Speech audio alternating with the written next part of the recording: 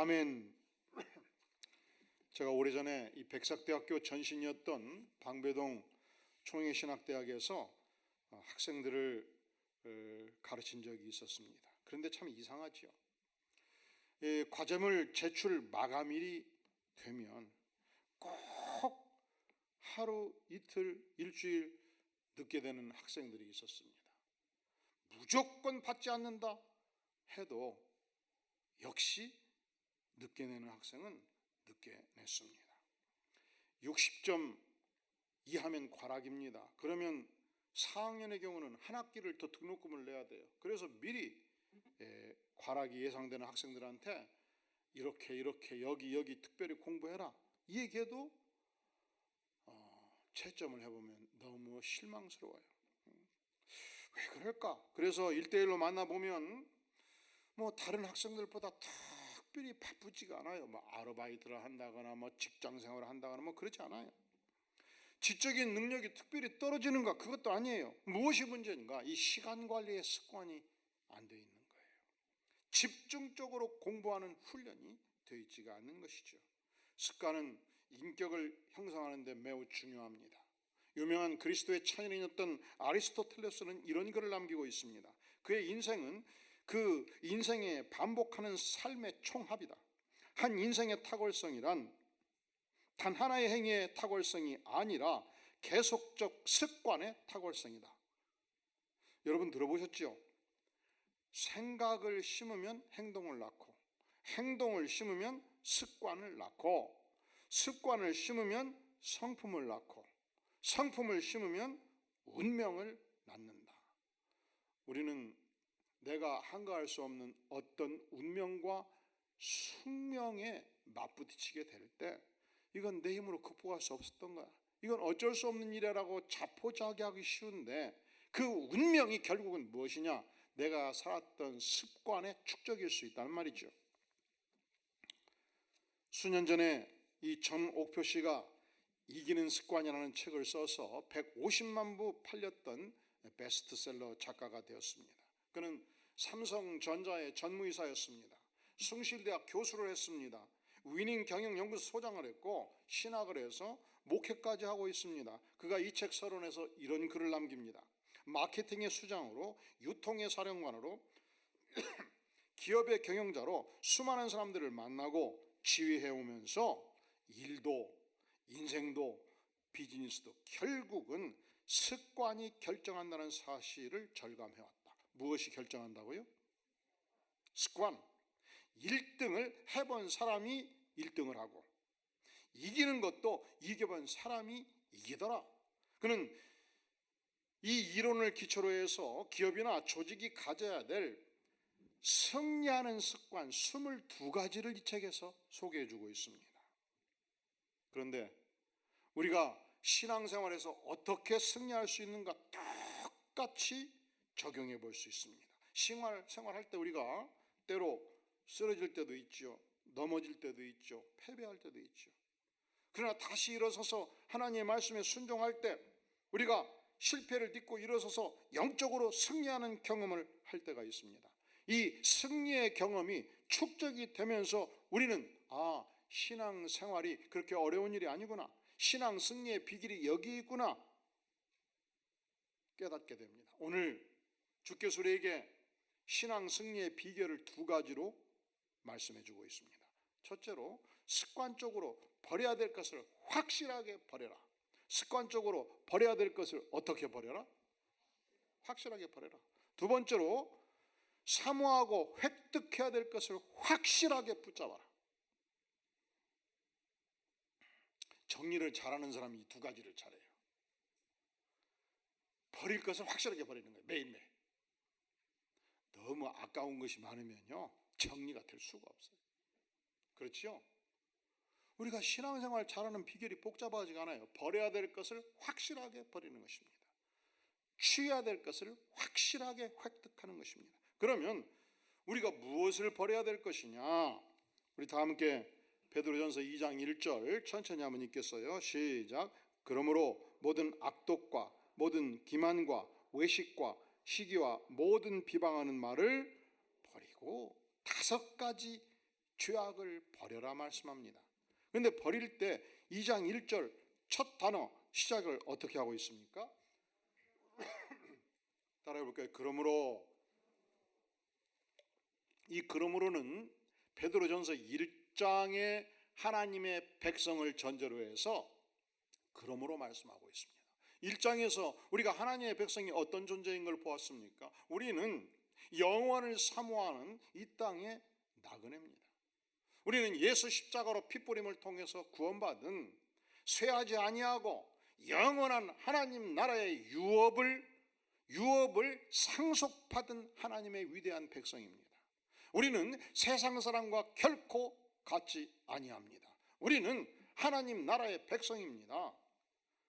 산 소망을 가진 백성입니다. 그러므로 우리가 세상 사람들이 아니기 때문에, 우리는 찰나를 사는 인생이 아니기 때문에, 우리는 영원한 소망을 가진 존재이기 때문에, 그러므로 5대 악을 청산하라 말씀합니다. 첫째로 무엇을 청산할 것인가? 모든 악독을 청산하라 말씀합니다. 부당한 방법으로 타인을 해하는 모든 악한 행동을 청산하라. 부당한 방법에 근거해서 이기적으로 자기의 목적을 성취하고자 하는 욕구를 청산하라. 사도행전 8장에 보면 시몬이라는 인물이 등장합니다. 그는 본래 마술사였습니다. 그는 자칭 큰 자였습니다. 그가 어느 날 빌립 집사를 만나게 돼요. 빌립 집사는 열심히 예수 십자가의 복음을 증거하고 있었습니다. 그가 복음을 증거할 때마다 무수한 사람들이 은혜를 받고 회개를 하고 무릎을 꿇고 하나님께 나아갔습니다. 심지어 많은 중풍병자들이 질병으로부터 나음을 얻었습니다. 평생 한 번도 걷지 못한 자가 일어서 걸었습니다. 더러운 귀신들이 떠나갔습니다. 이러한 모습을 보면서 마술사 시몬이 굉장히 감동을 받은 거야. 아, 내가 저것을 가지면 돈벌이가 되겠다. 그는 집에 가서 금은 보화를 청산해서 팔아가지고 돈다발을 가지고 보니까 기독교의 수장이 베드로단 말이죠.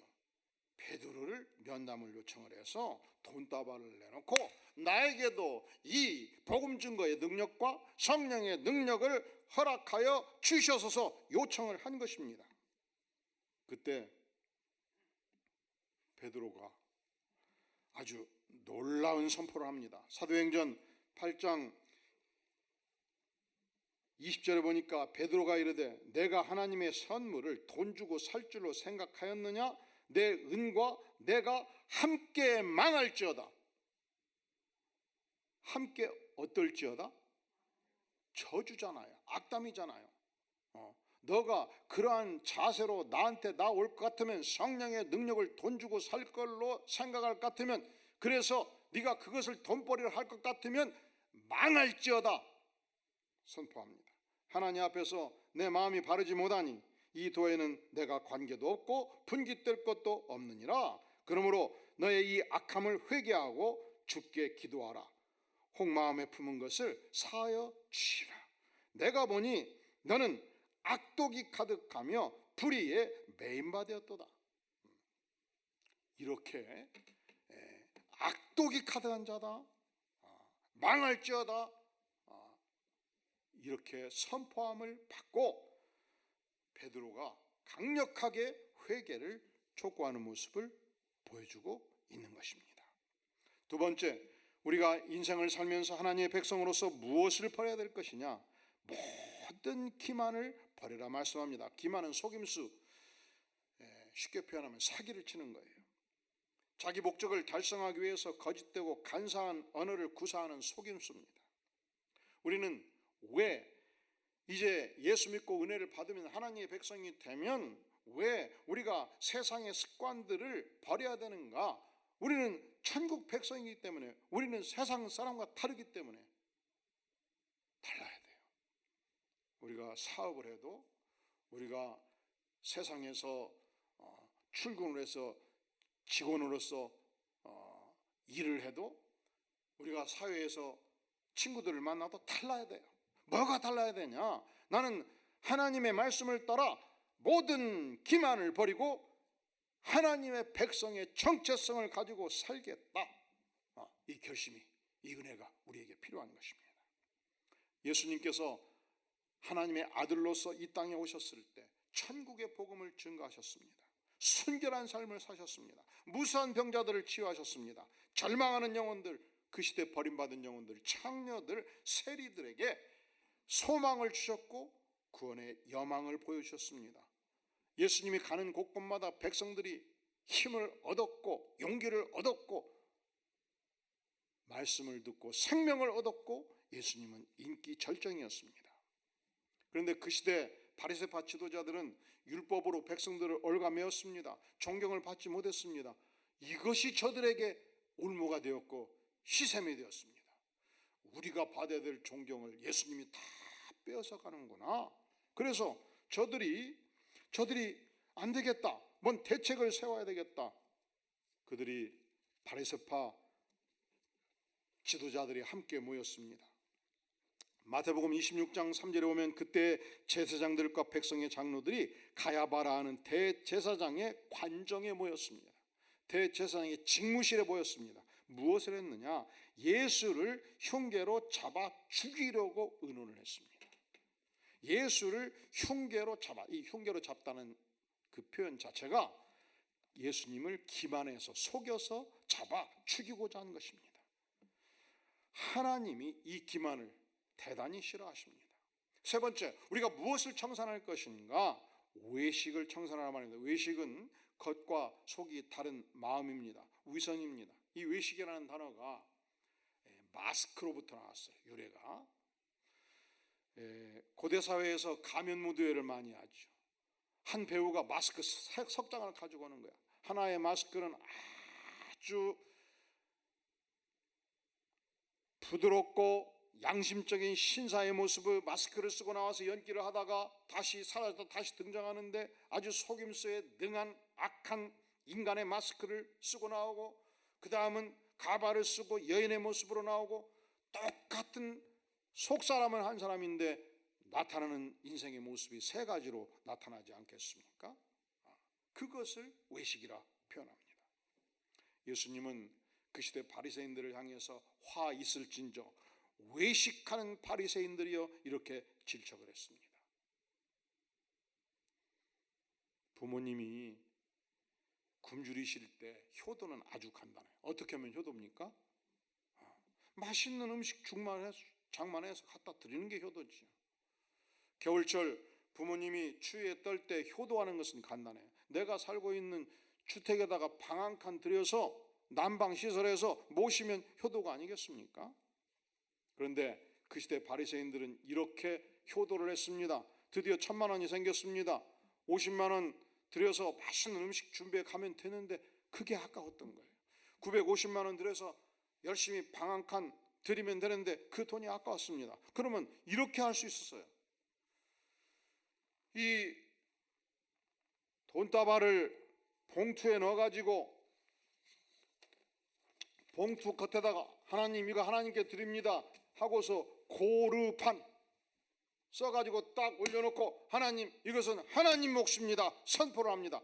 우리 부모님 도와야 될 것인데 하나님이 우선이오니 고르반으로 묶어 두겠나이다 하면은 부모님을 대접한 것이 된 걸로 인정이 됐어요. 효도를 한 것으로 인정이 됐어요. 그리고 세월이 흘렀습니다. 이 돈이 너무 소중했습니다. 용돈으로 써버렸습니다. 그럼 어떻게 하면 돼요? 하나님, 그때는 이미 하나님께 드렸고 지금은 내 형편이 이러하오니 하나님도 나를 이해하여 주시옵소서 기도하면 된다는 거예요. 이게 뭐예요? 이것을 위선이라 표현한 것입니다. 마태복음 23장에서 그 시대 바리새인들의 삶의 모습을 주께서 질타하십니다. 25절 화 있을진저 외식하는 서기관들과 바리새인들이여 잔과 대접의 겉은 깨끗이 하되 그 안에는 탐욕과 방탕으로 가득하게 하는도다. 부부가 직장생활을 하면 월요일부터 금요일까지 대단히 바쁘지요. 새벽부터 출근하지요. 밤늦게 들어오면 밥을 지어서 함께 부부가 먹고 새벽에 간단히 차려 먹고 나가고, 그런데 아무리 바빠도 항상 설거지는 100% 처리한다. 그러고 살면 병나요. 너무 피곤하면 쌀 때까지 싸지게 놔둬버리자. 그리고서 아침에 일어나 봤더니 새로운 그릇이 하나가 없네. 그래서 설거지 때 가가지고 보니까 냄새가 푹푹 나는데 하나를 꺼냈어요. 보니까 곰팡이가 핀 것 같아. 그래서 물만 쏙 빼고 겉만 깨끗이 닦았어요. 닦아가지고 하얀 쌀밥 푹 고봉으로 퍼서 남편 책상에 딱 올려놨어요. 들어보세요. 화이트진저 외식하는 서기관들과 바리새인들이여, 잔과 대접의 겉은 깨끗이 하되 그 안에는 탐욕과 방탕으로 가득하게 하는도다.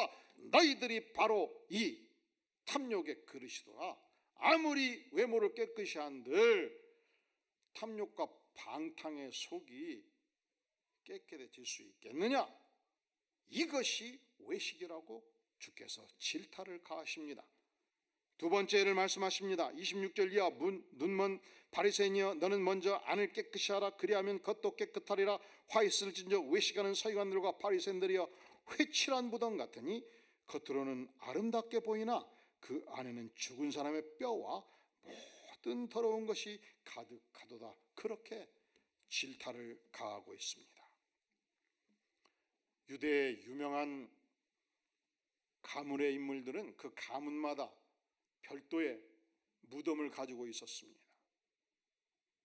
우리는 전통적으로 토장이지요. 땅에 묻어요. 유대인들은 동굴이 많았던 만큼, 석회암 지대였던 만큼 문벌에 있는 귀족들은 귀족의 동굴을 그 귀족의 무덤으로 가지고 있었습니다. 입구는 큰 돌로 막아두지요. 뭐 어떻게 들어가느냐? 장정 3명, 4명이 달라들어서 돌을 살짝 비키고 들어가는 것입니다. 들어가면 7대조, 8대조, 10대조 어르신들의 유골들이 쭉 있습니다. 마침 한 달 전 어르신이 돌아가셔서 동굴에 안치를 했습니다. 다시 들어갈 일이 있어서 한 달 후에 무덤을 열고 들어갔습니다. 시신이 부패한 냄새가 진동을 했습니다. 무수한 뼈들이 있습니다. 그런데 아무리 이 동굴을 큰 돌로 막아놓고 그 돌 위에 난 구멍들을 회사머리로 다 막아놓고 아름다운 그림을 그려놓는다 한들 이 동굴이 유명한 이 동네 어느 집안의 무덤이요라고 말한다 한들 이 동굴 안에 부패한 시신과 뼈들이 어디로 가겠느냐? 너희들이 바로 모습이, 외식하는 모습이 바로 이 모습이다. 그렇게 우리 예수님께서 질타를 가하고 있는 것입니다. 우리가 날마다 무엇을 버려야 될 것인가? 악독을 버리고 기만을 버리고 외식을 버려라. 우리가 날마다 무엇을 버려야 될 것인가? 4번째, 시기와 5번째, 비방을 버려라. 그렇게 말씀하고 있습니다. 시기는 다른 사람의 성공과 축복에 대해서 질투하는 마음입니다. 비방은 온갖 종류의 중상 모략이나 악담을 말합니다. 이 질투로 가득 찬 독수리 한 마리가 있었습니다. 질투의 화신의 독수리. 그가 마침 다가오고 있는 사냥꾼을 향해서 말해요. 사냥꾼 아저씨, 저 닭벼슬같이 화려한 모습을 하고 있는 독수리 당신 맞출 수 있겠어? 한번 화살을 쏘아서 떨어뜨리지 않겠어요? 알았다. 그러면 너의 깃털 몇 개를 다오. 해서 이 질투에 화신 독수리 깃털을 몇 개 받아가지고 쏘았는데 빗나간 거예요. 다시 받아서 쏘았어요. 몇 번 쏘았더니 드디어 맞추었습니다. 재미가 붙었습니다. 질투에 화신 독수리가 이 독수리를 죽여달라, 저 독수리를 죽여달라. 그때마다 깃털을 몇 개씩 뽑아 주었습니다. 한참 그 일을 하고 났더니 질투에 화신 독수리 깃털이 다 뽑혀버린 것입니다. 나를 수가 없었습니다. 사냥꾼이 얼씨구나 좋구나 잡아 먹어버렸습니다. 시기를 받는 상대방을 괴롭히는 것으로 끝나지 않아요. 시기는 자기를 망하게 하는 것입니다. 잠언 24장 20절을 말씀하기를 마음의 화평은 육신의 생명이나 시기는 뼈의 썩음이니라. 시기는 뼈를 썩게 만드는 거예요. 시기와 비방은 성도 관계를 파괴하는 주범입니다. 아니, 모든 이 땅의 공동체를 파괴하는 주범입니다. 우리 교회는 우리 성도님들이 등록해서부터 성경 공부를 할 뿐만 아니라 큐티 훈련을 할 뿐만 아니라 임직할 때도 말씀의 훈련을 진행해 오고 있습니다. 지금 오늘 이 따님을 결혼케 하는 우리 고장로님 그룹 강장로님, 박장로님 임직할 때는 5년 임직훈련을 해서 투표로 임직 후보가 되었습니다. 그리고 7년을 훈련을 해서 임직을 하는데 마지막 3년은 광교를 개척할 때 이 멀리 사는 성도들을 실어 나르는 일을 3년 동안 했고, 그리고 매주 토요일마다 3년을 화장실 청소를 하면서 우리가 장로로서 존재해야 될 이유가 무엇이냐, 내일 교회를 섬기는 백성들의 행복하게 신앙생활을 하도록 돕교회에서 우리가 존재한다, 이 신앙 고백을 훈련을 통해서 말씀의 교육을 통해서 10년 깊이 장착하는 삶을 살면서 여기까지 왔습니다. 그리고 다시 장로, 권사, 안수집사 임직 훈련을 막 시작하려고 시작했는데 이 코로나가 와버린 거예요. 그래서 하다 못하고 이제 권사님들 훈련 임직 위해서 한 8개월 하는데 자꾸 물어요. 언제 임직하냐고. 제가 아무 얘기를 안 해버렸습니다. 언제 임직하냐고. 임직하는 게 중요한 게 아니에요. 내가 하나님의 사람이 되는 게 중요한 거예요. 임직하는 게 중요한 게 아니에요. 내가 하나님의 말씀으로 버릴 걸 확실하게 버리고 하나님의 말씀의 사람이 되는 것이 중요한 거예요. 시기와 비방은 모든 교회 공동체, 모든 자선단체, 아니 이 땅의 모든 공동체를 끊임없이 괴롭혀온 파괴의 고질병이에요. 인간이 이거 쉽게 극복 못해요. 여러분들이 아파트 분여회에서 회장, 총무, 회계를 3년만 해보세요. 인간의 시기 비방이 진짜 치도가다는 걸 알 거예요. 여러분들이 기업에서 간부로 한 3년만 일해보세요. 아무리 유능한 인물들도 이 시기 비방의 올무에 딱 걸리면 결코 쉽게 벗어나지 못한다는 걸 알게 될 거예요. 사실은 교회도 그래요. 여러분, 웬만하면 교회 공동체 깊이 들어가지 마세요. 이렇게 주장하는 사람들이 있어요. 왜? 들어가서 죽을 고생한다는 거예요. 왜 그러느냐? 훈련받지 않는 분들이 교회 지도자가 되니까 그러는 거예요. 그러니 교회가 아무리 많은 훈련을 해도 결코 과한 훈련은 존재하지 않아요. 충분히 훈련을 받아야 돼. 그리고 심령이 바꿔져야 되고 입이 봉쇄돼야 돼. 입이 썩어버리든지 변하든지 둘 중에 하나가 돼야 돼.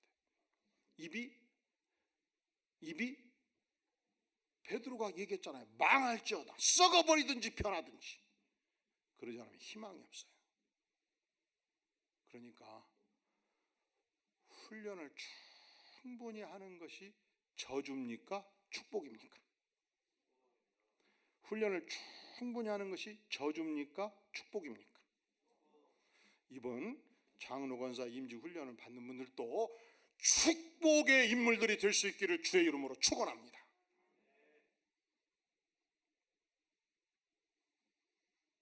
그래서 가끔 새가족 제가 면담할 때 그런 얘기를 해요. 목사님, 저는요 과거에 충분히 해볼 만큼 섬겨봤거든요. 교회 저한테 자꾸 연락하지 마시고요, 가만 놔두면 돼요. 저는 절대 깊이 안 들어갈 거예요. 이게 무슨 얘기인지 아세요? 아는 거예요. 잘못 교회 깊이 들어가면 죽는 거라는 거예요. 왜 그러느냐? 훈련되지 않은 사람들이 이 오대약을 청산하지 않고서 교회 안에 있기 때문에 고통스러운 거예요. 모든 이 땅의 공동체 문제의 항구적인 원천은 이 시기와 비방 안에 있어요. 그것이 국가 공동체의 문제고, 그것이 기업 공동체의 문제고, 심지어 그것이 교회 공동체의 문제일 수 있어요. 뿐만 아니라 사랑하는 성도 여러분, 결혼한 형제들이 동서로 모일 때 어린 시절 내 것 없이 끝없이 나눠줬던 형이 동생이 결혼하고 동서들과 만나면서 깨어져 갑니다. 결혼한 자매들이 남편들과 함께 만나면서 깨어져 갑니다. 사촌 간에 육촌 간에 얼마나 뜨겁게 애정어린 관계를 맺었습니까? 가족 공동체가 깨어져 갑니다. 얼마나 혈연 공동체가 축복의 공동체입니까? 얼마나 영적인 가족들이 우리에게 생명의 공동체입니까? 그런데 우리나라는 그런 속담을 가지고 있잖아요. 사촌이 논사면 어디가 아프다. 어디가 아프다. 사촌이 논사면 배 아픈 데서 안 끝나요. 꼭 사촌이 논사면 우리 집 앞에 돈을 사버려. 그래서 아침에 눈 뜨고 나가려면 배만 아픈 것이 아니고 눈도 아파요. 눈이 아파서 볼 수도 없고 보기도 싫어요. 사촌이 잘 되는 것을 보면 얼굴까지 아파버려요. 금방 얼굴 표정부터 시커멓게 변색되고 얼굴 표피가 부들부들 떨리고 턱이 덜덜 떨려서 말조차 더듬어버려요.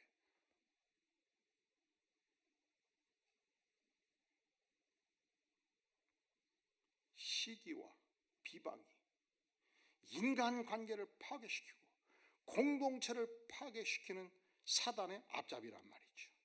사랑하는 성도 여러분, 교회 공동체에서 서로 나눌 때 조심하세요.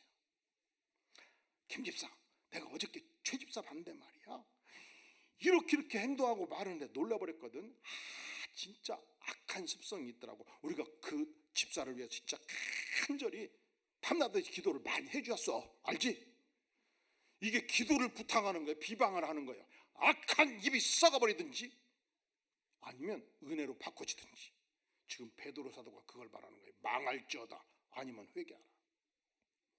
자만 18절 8절에서 말씀하기를 남의 말하기를 좋아하는 자의 말은 별식 같아서 뱃속 깊은 데로 내려가느니라. 그렇게 비방과 시기의 말이 듣기가 좋아요. 귀에 쏙 박히고 뱃속 깊은 곳까지 장착이 되는 거예요. 그래서 바울 사도는 이 비방을 악덕이라 표현을 했습니다. 야고보서 4장 11절에 말씀합니다. 형제들아 피차 비방하지 말라. 오늘 또 여러분들이 예배를 마치면 집에 가셔서 이제 외출복을 입고 편안한 옷을 입지 않겠습니까? 내일 아침에 출근할 때 또 외출복을 다시 입지 않겠습니까? 하나님의 백성들은 날마다 무엇을 벗어야 되냐? 이 5대 악을 100% 청산하는 작업을 습관적으로 매일같이 하는 것입니다. 우리가 벗으면 벌거벗지 않습니까? 다시 입어야죠. 우리 하나님의 백성들은 무엇을 입어야 될 것인가? 자, 우리 다 함께 베드로전서 2장 2절 같이 한번 읽겠습니다. 시작. 갓난아이들 같이 순전하고 신령한 젖을 사모하라. 이는 그로 말미암아 너희로 구원에 이르도록 자라게 하려 함이라. 아멘. 아기가 태어나면 2.8kg면 굉장히 좋다고 그러고 3.6kg면 아이고 크게 났다 그러죠. 근데 3, 4kg도 이렇게 들어보면 대단히 가벼워요. 조심스러워요. 그런데 이 땅의 모든 엄마들은 알아요. 이 작은 아기가 배고플 때 젖을 물리면 이 마력 같은 파워로 내 몸 전체의 젖을 다 빠는 것을 느낍니다. 강력한 파워로 젖을 빨아댑니다. 어떻게 이 힘이 다 나오는가? 그래서 성인이 다 돼서조차 죽을 똥 살 똥 모르고 일할 때 내가 어떤 힘까지 다 썼다 이렇게 말하죠. 젖 먹던 힘까지 다 썼다 말하잖아요. 이 힘이 대단한 파워입니다. 그렇게 이 갓난 아기가 순전하고 신령한 어머니의 젖을 사모하듯이 그렇게 하나님의 백성들은 하나님의 말씀을 사모하는 사람을 살라 말씀합니다. 과거에는 우유가 훌륭한 줄 알고 소젖을 열심히 많이 먹였어요. 그래서 20년 전 30년 태어난 아이들이 교회에서도 열심히 많이 뛰어다닐 때 소젖 먹어서 그렇다 그런 말 하기도 했어요. 그런데 최근에는 엄마 젖이 훨씬 더 중요하다는 사실이 밝혀졌죠. 아기가 태어나서 7일만큼은 꼭 초율은 엄마 젖을 먹여라 그럽니다. 한 달은 먹여라 그럽니다. 1년 먹여라 말합니다. 이 엄마 젖 안에 항생제가 들어있다. 엄마 젖을 먹일 때 평생의 사랑을 먹는다. 엄마 젖 안에 특별히 아기한테 필요한 충분한 단백질과 칼슘이 있다 말합니다. 소화 효소가 들어있다 말합니다. 첨부의 영양제가 들어있고 질병 저항력을 강력하게 함유할 수 있다 그렇게 말합니다. 그런데 우리 하나님의 백성에게 있어서 순전하고 신령한 단 하나의 모유, 단 하나의 초유가 있다면 그것은 다름이 아니고 하나님의 말씀, 성경의 말씀인 것입니다. 사랑하는 성도 여러분, 4월, 5월, 6월 묵상하는 사람들이 나왔습니다. 날마다 아침마다 이 말씀을 묵상하고 이 말씀을 마치 갓난아기가 어머니의 젖을 빨듯이 하나님의 말씀을 흡입하고 예배 때마다 하나님의 말씀으로 은혜 받고 충족한 삶을 살 수 있기를 주의 이름으로 축원합니다. 우리 전교인이 3월 28일부터 보네퍼 영성의 복 제자도의 대가 이 진리 안에 담겨있는 하나님의 말씀을 묵상하고 장착할 때 전심으로 주 앞에 나아갈 수 있기를 간절히 바랍니다.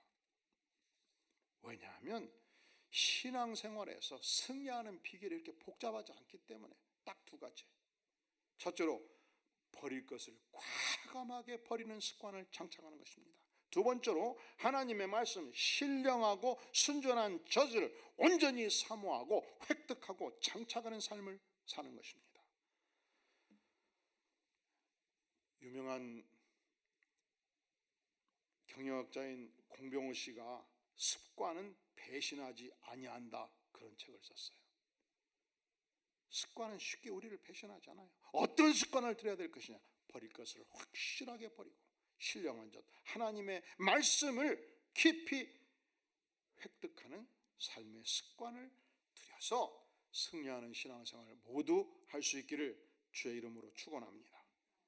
기도하겠습니다. 영광의 주님, 그렇습니다. 저희가 날마다 버릴 것을 온전히 버리겠나이다. 그리고 순전하고 신령한 젖으로 날마다 무장하여 주님 승리하는 복된 신앙생활하기를 구하오니 성령으로 백성들의 심령에 기름 부어 주시옵소서. 예수님의 이름으로 간절히 기도하옵나이다. 아멘.